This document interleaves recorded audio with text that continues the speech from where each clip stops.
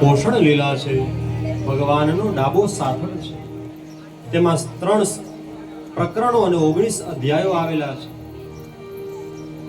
છઠ્ઠો સ્કંદ એ નામ સંકીર્તનનો મહિમા બતાવે છે. નરકમાં ન જવાના ઉપાયોનું વર્ણન કર્યું. ભગવાને પહેલા નરકોનો ભય બતાવ્યો, તો પછી નરકોમાં ન જવાના ઉપાયો પણ બતાવ્યા. શિક્ષક હોય ને પેલા તમને બીવડાવે કે હમણાં પરીક્ષા આવે છે, પછી તમને પ્રશ્ન પણ આપે કે આટલા પ્રશ્ન કરી લ્યો તો પાસ થઈ જશો, વાંધો નહીં આવે. એમ પરમાત્મા પણ આપણા માટે જ વિચાર કરે છે. નરકોમાં ન જવાના ઉપાયો બતાવ્યા.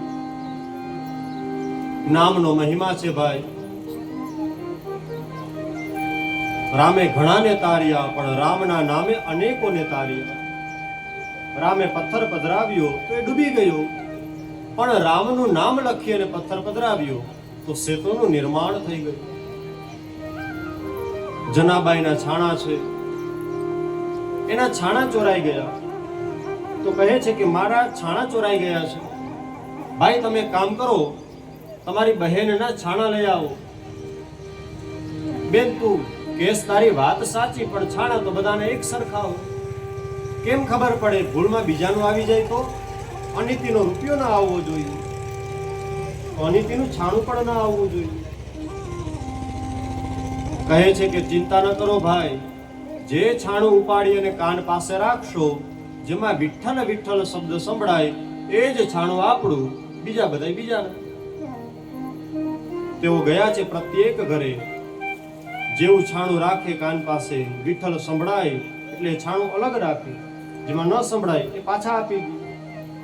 કોઈને માયરા હોય એવી કાંઈ વાત નહીં. અરે ધર્મ તો એને જ કહેવાય ને કે જેમાં બીજાને બચાવવાના હોય, મારવાના થોડા હોય. એવો વળી કયો ભગવાન હોય કે મારીને રાજી થાય? વિશ્વમાં બધા જ ધર્મો બધાને બચાવવાનું શીખડાવે, અને આવું શીખડાવતા હોય કે બચાવો તો જ ધર્મ કહેવાય, નહીતર કહેવાનો ધર્મ.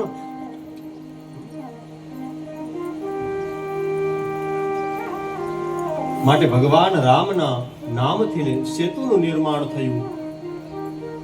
પૂરું વાતાવરણ વિઠ્ઠલમય બની ગયું છે, તો છાણામાં પણ વિઠ્ઠલ સંભળાય, ક્યાં મોટી વાત છે.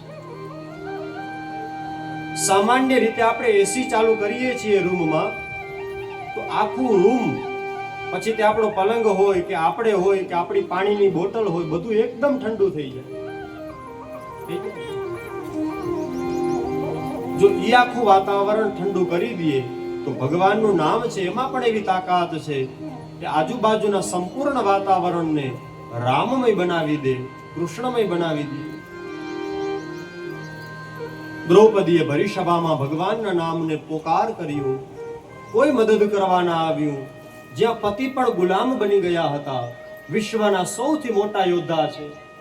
અર્જુન જેવો કોઈ ધનુર્ધર નથી, ભીમ જેવો કોઈ ગદાવાળો તાકાતવાળો નથી, યુધિષ્ઠિર જેવું કોઈ ભાલું ચલાવી ન શકે.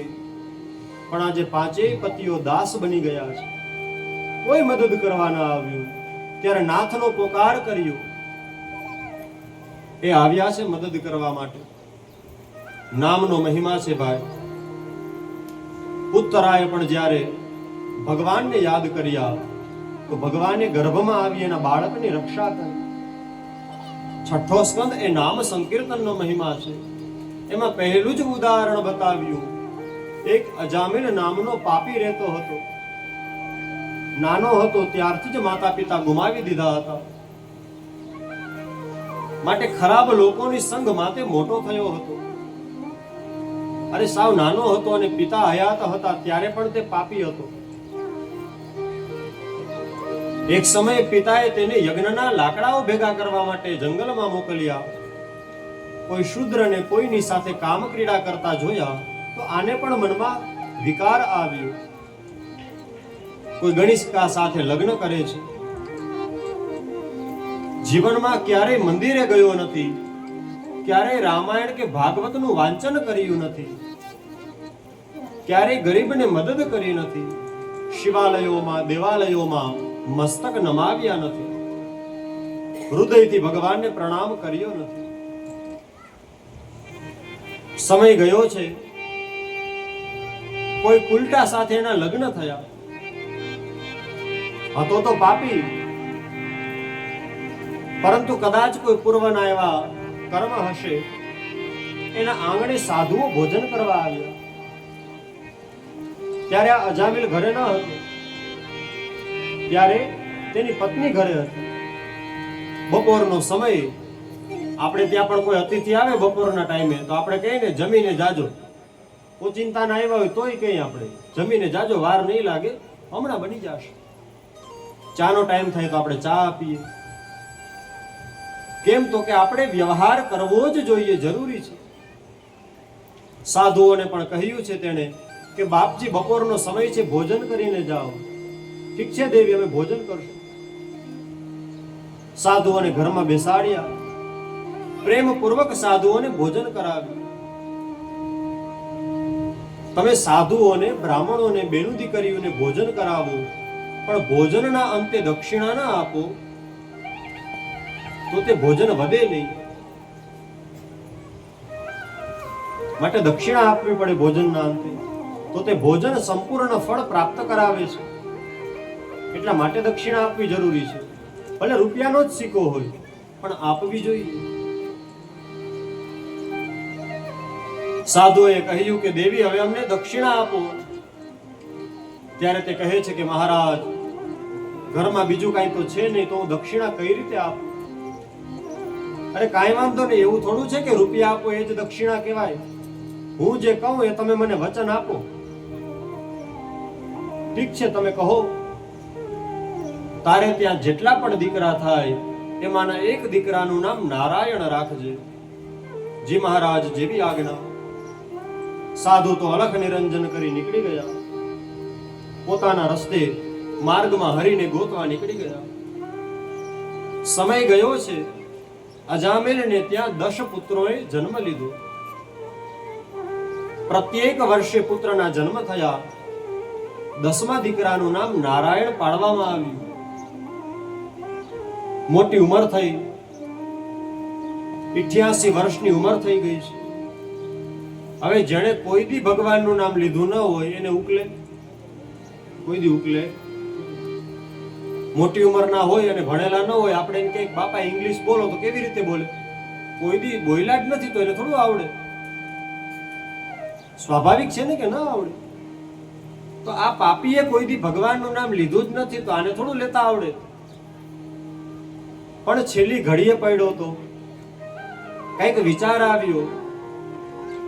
નાનકડા દીકરાને યાદ કર્યો, કઈક વાત કહેવા માટે કહ્યું કે ઓ નારાયણ. નારાયણ બોલ્યો, શરીર છૂટી ગયું. અંતિમ ઘડીએ ભગવાનનું નામ મુખમાંથી નીકળ્યું. ભાવ કુભાવ અનખ આલસહુ. એ ભાવ હતો કે ન હતો, પણ નામ નીકળ્યું હરિનું. લેવા માટે યમના દૂતો પણ આવ્યા, ભગવાનના પાર્ષદો પણ આવ્યા. યમના દૂતો કહે છે આ પાપી છે, આને અમે લઈ જશું.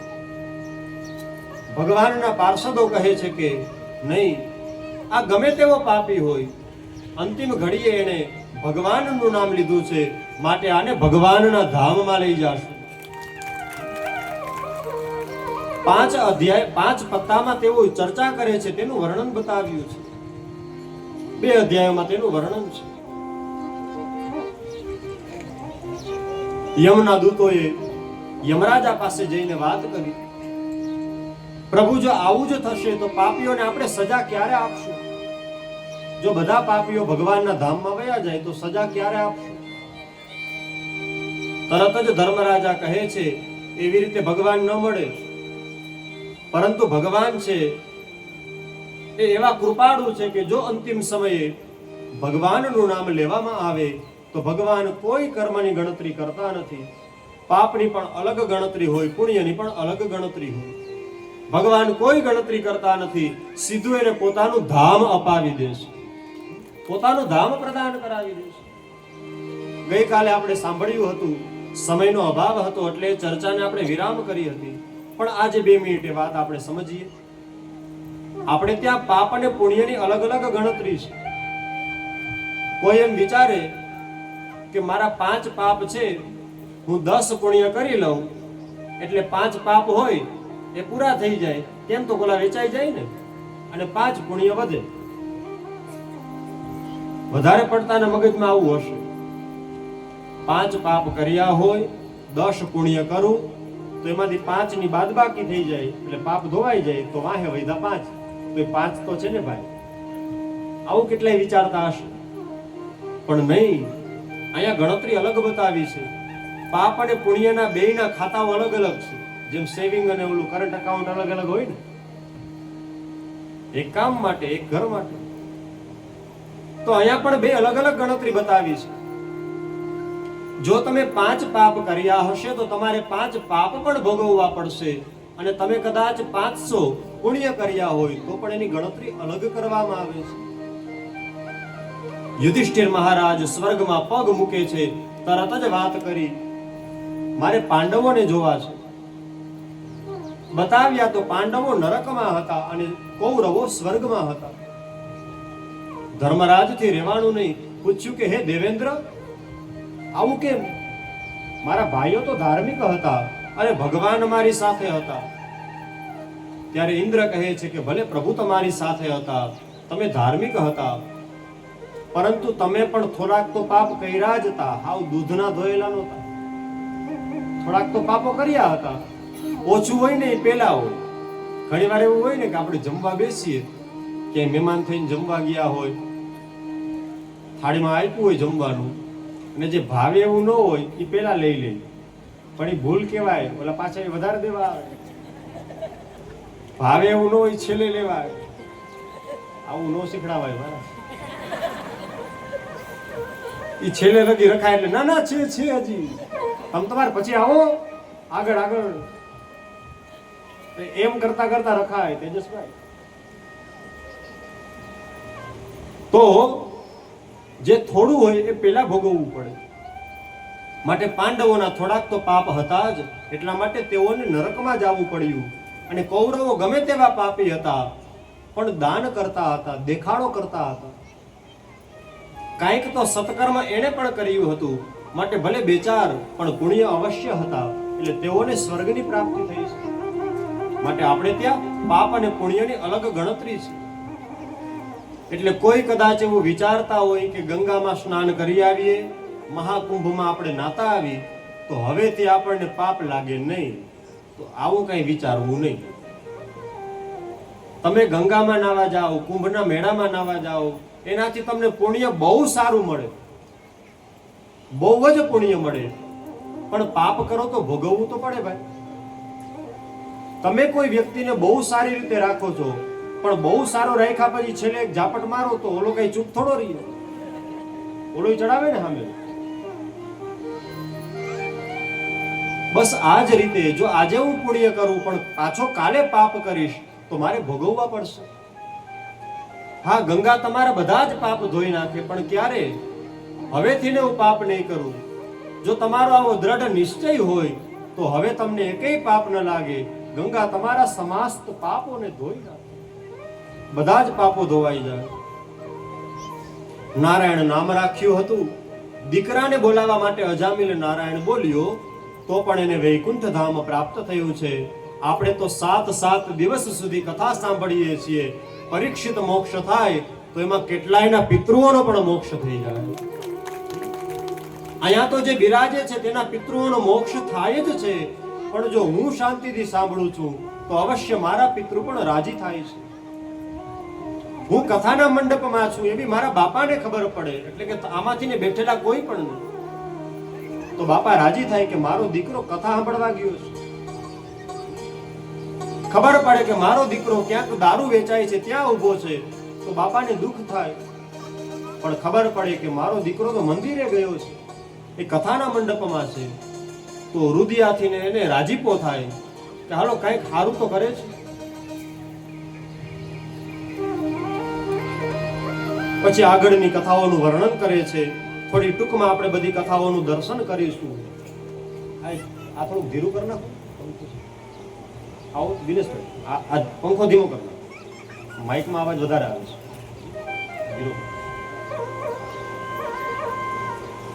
એટલે ભગવાન કહે છે આગળની આપણે કથા શ્રવણ કરીએ. ત્રીજા સ્કંદમાં સંક્ષિપ્તમાં વર્ણન કર્યું હતું. ફરી પાછું છઠ્ઠા સ્કંદમાં પણ સૃષ્ટિ રચનાની વાત બતાવી છે. દક્ષને ત્યાં 60 પુત્રીઓનો જન્મ થયો તેનું પણ વર્ણન કરવામાં આવ્યું. તેમના વંશનું વર્ણન કરવામાં આવ્યું છે.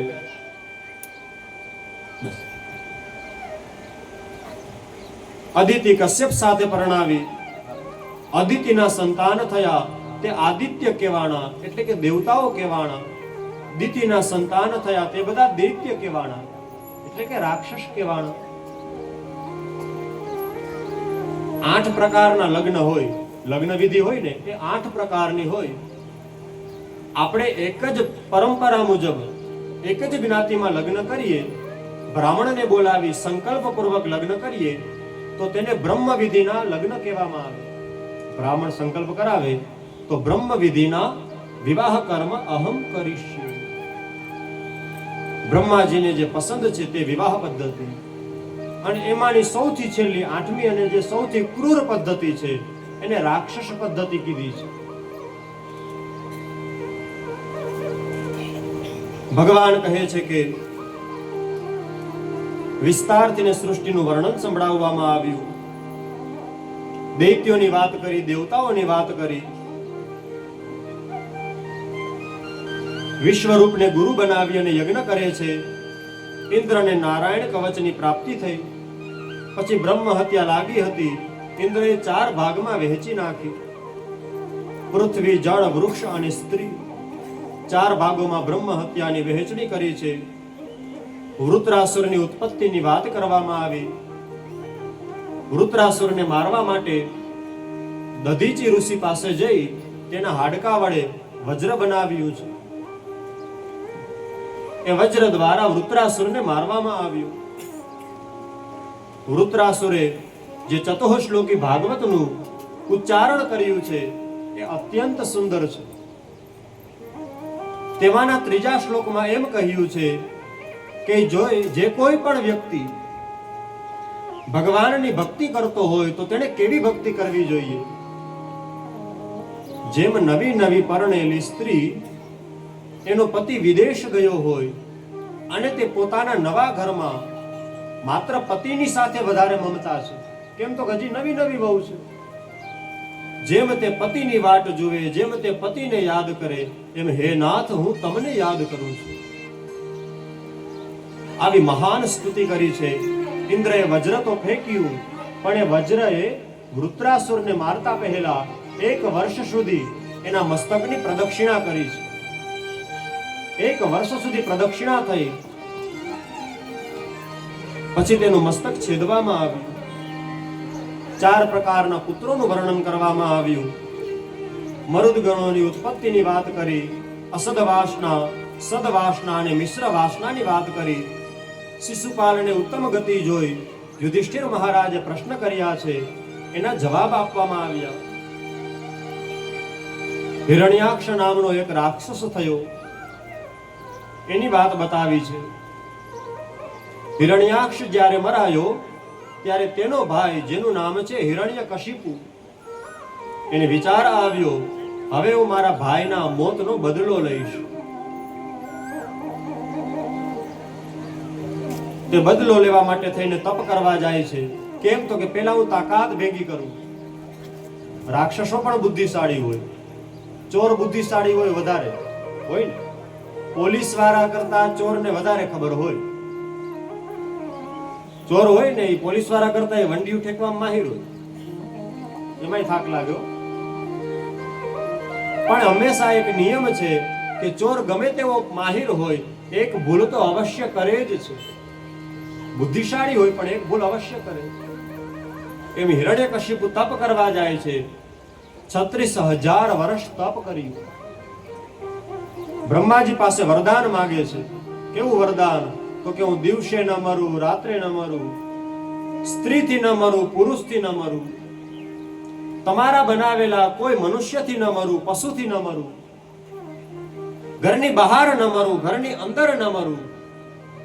અરે ઓ બ્રહ્મા, તારી બનાવેલી સૃષ્ટિના કોઈ જીવથી મારું મૃત્યુ ન થાય. બ્રહ્માજીએ તથાસ્તુ કહી દીધું. કહી તો દીધું, પછી વિષ્ણુ ભગવાન કહે છે તમે ગમે એને વરદાન ના આપી દો, પછી મારે કંઈક કંઈક અલગ અવતાર લેવા પડે છે. તમે તો આમ તથાસ્તુ કહીને હાલ્યા આવો.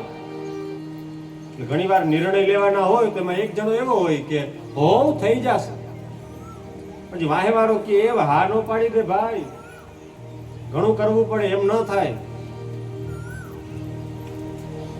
બ્રહ્માજીએ વરદાન આપ્યું. હવે આ અસુર છે એણે ત્રણેય લોકોને ત્રાહી મામ કર્યા છે. ત્રણેય લોકોમાં અત્યાચાર કરવા લાગ્યો.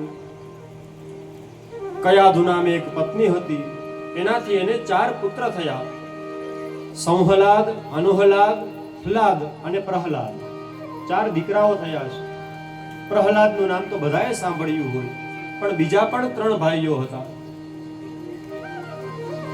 પ્રહલાદ મોટા થયા, કથા વિસ્તારથી છે, આપણે બહુ સંક્ષિપ્તમાં શ્રવણ કરીએ છીએ.